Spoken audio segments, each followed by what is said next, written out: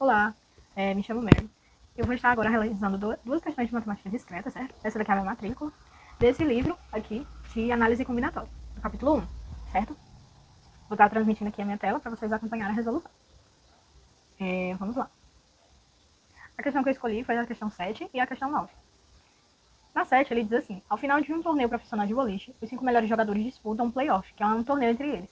O primeiro jogador, ele enfrenta o jogador 4, e o perdedor dessa partida fica com o quinto lugar e o vencedor avança para enfrentar o jogador 3.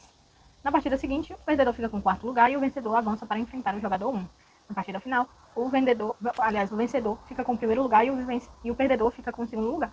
Pergunta: de quantas maneiras diferentes os jogadores 1 a 5 podem receber as premiações? Ou seja, ele quer saber as combinações, né, que podem vir aí desse torneio, né, de modo geral. Eu coloquei aqui, no lugar de colocar números, coloquei cores para ficar um pouco mais interessante para a gente compreender e para não confundir. Vamos lá. O jogador 5, né, que eu coloquei como preto, ele vai enfrentar o jogador 4, que é o vermelho, né? Então, nessa primeira partida, eles vão querer definir o quinto lugar, né? Quinto lugar. Quem é que vai ficar com o quinto lugar, né? E quem vai passar para a próxima partida, quem vai avançar. Aqui, vocês, por exemplo, aqui nessa primeira partida, eu tenho quantas possibilidades? Eu tenho duas possibilidades, tanto do jogador preto ficar em quinto lugar, quanto o jogador vermelho ficar em quinto lugar. Então eu vou dizer aqui que eu tenho duas possibilidades. Só deixar assim. Na próxima partida, né, eu coloquei aqui, eu só fiz uma combinação, certo? Só pra gente ter mais ou menos um esquema pra gente compreender. Por exemplo, eu supus, né, que nessa partida aqui o jogador vermelho venceria, né? Então, nessa segunda partida, o jogador vermelho, ele joga versus o jogador verde. E aí, nessa partida, eles vão definir quem é que vai ficar com o quarto lugar. Pronto. E aí, tanto pode ser o vermelho, quanto pode ser o verde. Ou seja, então temos duas possibilidades também. Nessa terceira partida, eu supus que o verde ganhou, né? E aí, ele vai jogar contra o roxo. Mas, também, novamente, eles vão competir para quem vai para frente, né? E eles vão definir aqui quem é que vai ficar com o terceiro lugar. Certo? E também, para o terceiro lugar, tem duas possibilidades. Aí vamos dizer que esse jogador roxo, ele venceu. E aí, vamos dizer que ele estava, né? Ele estava no terceiro, aí passou para o segundo, né? Aí tem o segundo lugar versus o primeiro lugar. Vão competir entre si, tá? E aí, aqui vai ser definido tanto o segundo lugar quanto o primeiro lugar. Certo? Vai ser definido esses dois. Mas para cada um desses dois também vai haver duas possibilidades. Certo? Eu vou escrever aqui mais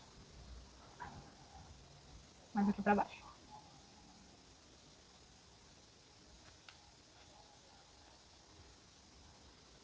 Duas possibilidades também. Certo? Então, o que a gente vai fazer? Já que a gente sabe que cada uma dessas partidas tem duas possibilidades, a gente vai pegar e fazer uma multiplicação. Por que não seria mais? Né? Porque a gente vai seguir a regra das partidas, né? Um vai ganhar e o outro vai perder. Não vai ser um 5 fatorial como comum, né? Não vai ser uma permutação assim, dessa forma, certo? Aí a gente vai multiplicar, tá? A quantidade de possibilidades que a gente encontrou aqui nesse problema. Ó, duas possibilidades, vezes duas possibilidades, vezes duas possibilidades e vezes duas possibilidades. Que aí, 2 vezes 2 dá 4, 2 vezes 2 dá 4, e 4 vezes 4, 16. Ou seja, ao todo, serão 16 possibilidades. Ela diz o seguinte, questão 9. Uma gaveta em um quarto escuro contém 100 meias vermelhas, 80 verdes, 50 azuis e 40 pretas. Uma criança retira as meias da gaveta, uma de cada vez, sem conseguir ver a cor das meias retiradas.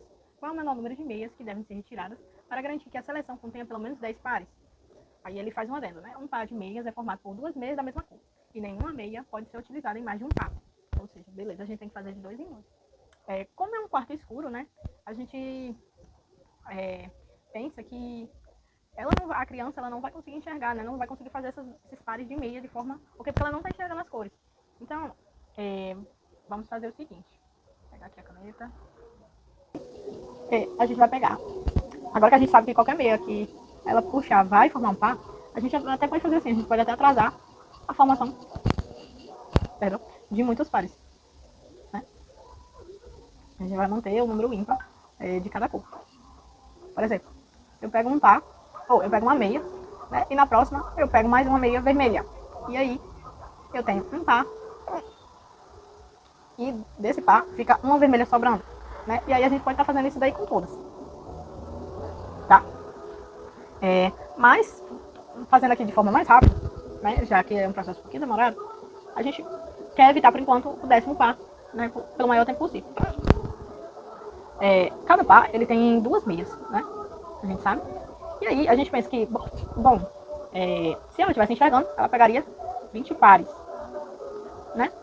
Aliás, ela pegaria 20 meias. 20 meias, perdão. Pegaria 20 meias. Só que, como a gente tá vendo que ela está no escuro, não consegue enxergar, então a ordem vai ficar um pouco diferente, né?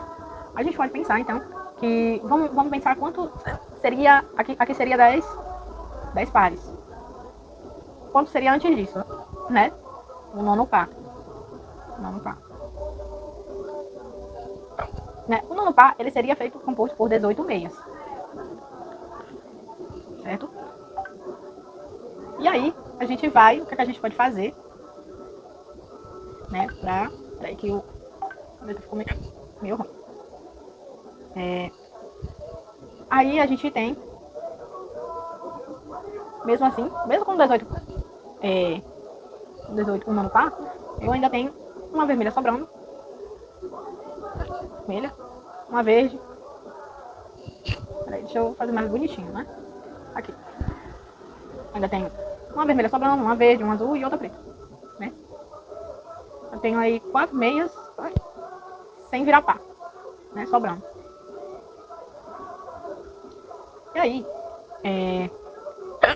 o total dessas meias antes de virar par vai ser 18 meias, né? Que eu tenho aqui no nono par, mais as 4 daqui de cima, certo? Mais 4. Que vai dar 22 meias. Tá? Ó, 22 meias. Isso é um sinal de soma. Deixa eu deixar ele mais bonitinho. Sinal de soma. Tá? Mas perceba que tu precisa ainda...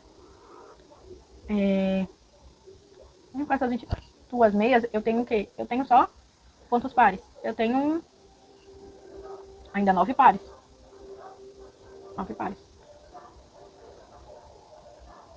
Aliás, ainda é possível ter só 9 pares com essas 22 meias. E aí eu ia precisar de mais uma. Então não importa qual seria a cor da meia que vai vir, né? Eu precisaria de mais uma meia. Aí vamos lá. Vamos dizer que eu peguei uma meia vermelha. Uma vermelha. Aí de qualquer forma, fecharia na 23ª meia. E aí, sim, formaria o 10º par.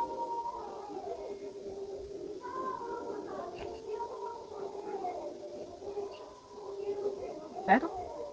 Aí, ou seja, o que a gente conclui disso, né?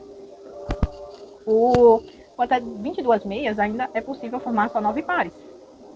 Mas, com a 23ª, né? Ela fecha o 10º par, certo?